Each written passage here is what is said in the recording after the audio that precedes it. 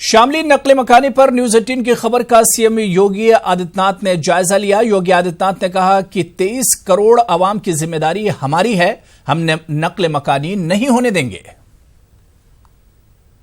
नहीं है उत्तर प्रदेश में हम लोगों के आने के बाद कौन पलायन करेगा?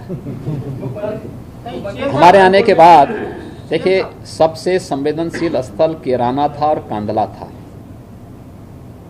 कैराना के उद्यमियों के बयान आज आपने पढ़े होंगे और मुझे लगता है हिंदुस्तान को अगर आप देखेंगे, जो लोग प्रतिष्ठित समाचार पत्र है हिंदुस्तान, आज उसको देखिए, उसमें उन्होंने कुछ उद्यमियों के बयान उसमें लिखे हैं। कैराना में 2017 के पहले क्या स्थिति थी और 2017 के बाद क्या हुई है।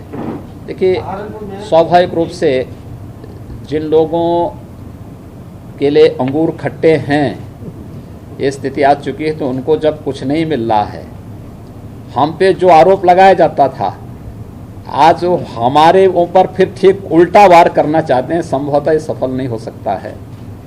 हम लोगों के रहते प्रदेश के अंदर कोई भी पलायन नहीं हो सकता है और मैं इस बात के लिए आश्वस्त करता हूं, प्रदेश की 23 करोड़ जनता की सुरक्षा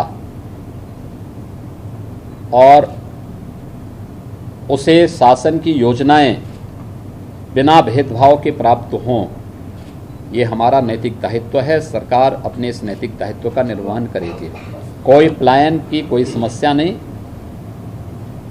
स्थानीय कुछ बातें उनकी आपसी विवाद की हो सकती हैं, उसको भी हमने प्रशासन से कहा है कि बैठकर उसका समाधान निकालें। लेकिन सरकार का जो पहले से रहा है क्राइम और करप्शन के मुद्दे पर जीरो टॉलरेंस, और सरकार उस जीरो टॉलरेंस की नीति के तहत कार्य